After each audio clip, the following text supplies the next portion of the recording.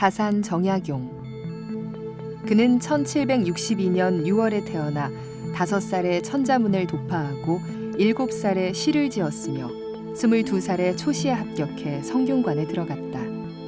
그 후 32살부터 39살까지 정약용은 경기도 암행어사, 성균관 직장, 홍문관 부교리, 정삼품 당상관 동부승지, 황해도의 곡산부사, 형조 참의 등의 관직으로 다양하게 활약한다.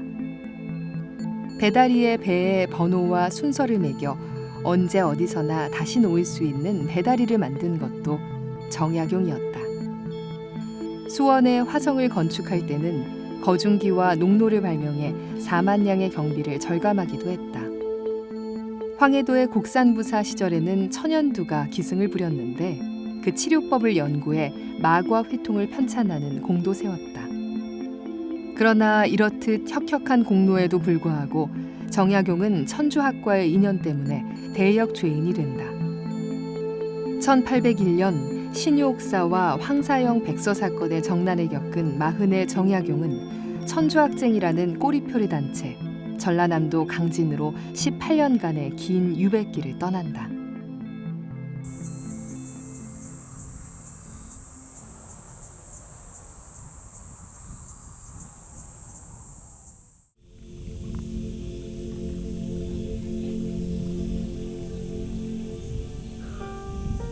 가족들과 헤어져 머나먼 땅 강진으로 유배온 정약용은 독서를 유일한 낙이자 삶의 이유로 삼았다.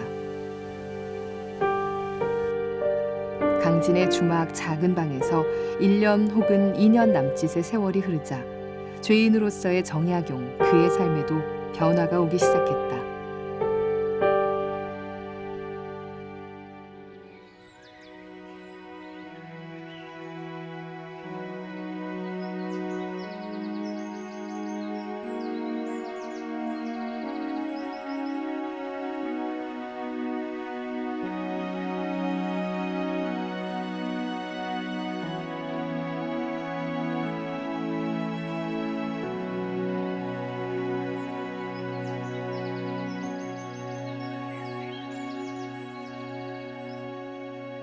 아이들을 가르치기 시작하면서 정약용은 그가 기거하던 작은 골방을 사의제라 이름 붙인다.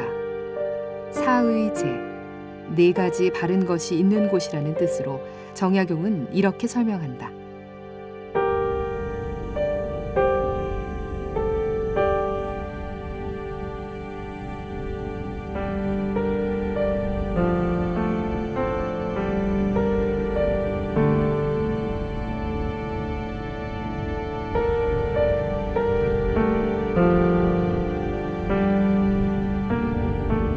강진에서 죄인으로 지내야 하는 첫 거처였던 사의제. 사의제에서 정약용은 책을 읽으며 아이들을 가르치고 학문을 연구하는 일로 몸과 마음을 추스른다.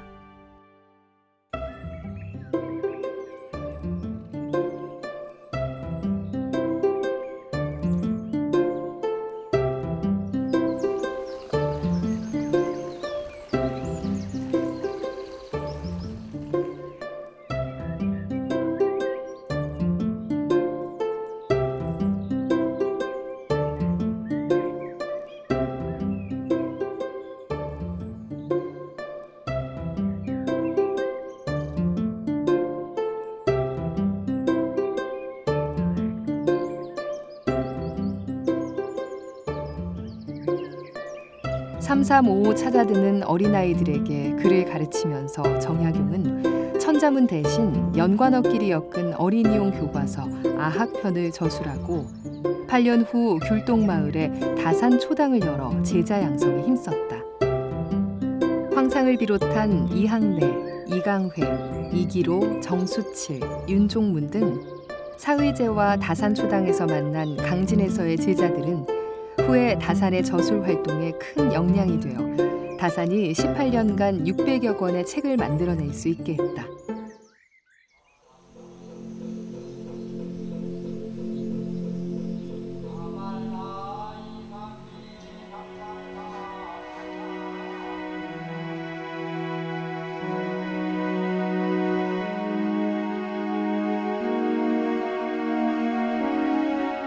1805년 그가 강진으로 유배 온 지 4년쯤 되자 북풍 한설같이 매섭고 냉랭하던 감시가 느슨해졌고 정약용은 백년사의 아암 해장 스님과 만나 친분도 쌓고 고성사의 보은 산방으로 찾아온 큰아들 학연에게 주역과 예기를 가르쳤다.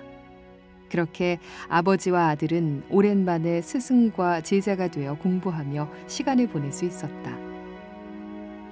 끝이 보이지 않는 암담한 유배 생활이었지만 유배 생활이 길어질수록 다산 정약용의 삶은 오히려 안정되어 갔다. 사의제와 다산 초당에는 그의 저서가 쌓여갔고 초당 앞마당에는 그가 직접 가꾼 채소밭, 차밭이 풍성하게 무르익어 갔다. 정약용은 유배 온 죄인이었지만 그의 삶은 연구에 몰두한 학자이거나 혹은 평범한 백성의 모습이었다. 그런 까닭에 그의 백성 사랑은 백성과 같은 눈높이에서 바라본 애틋함이 묻어있다. 애민정신이라 불리는 정약용의 백성 사랑은 일표이서에서 드러난다. 다산 정약용은 강진에서 1812년까지 시경, 사경, 예기, 악기, 역경, 춘추의 6경전을 연구했고 그 후 1814년까지 논어, 맹자, 대학, 중용의 사서에 대해 저술했으며 그 후 경세유표, 목민심서, 흠음신서, 일표이서를 완성했다.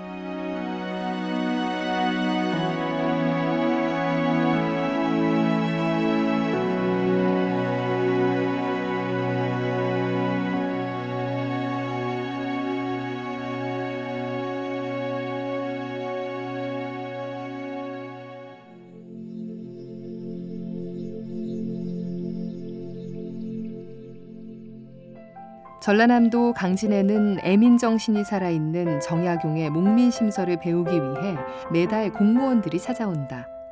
가족 단위 여행객들은 먼 타지에서도 수백여 통의 편지와 시를 통해 가족에 대한 사랑을 잃지 않았던 정약용을 만나려고 한다.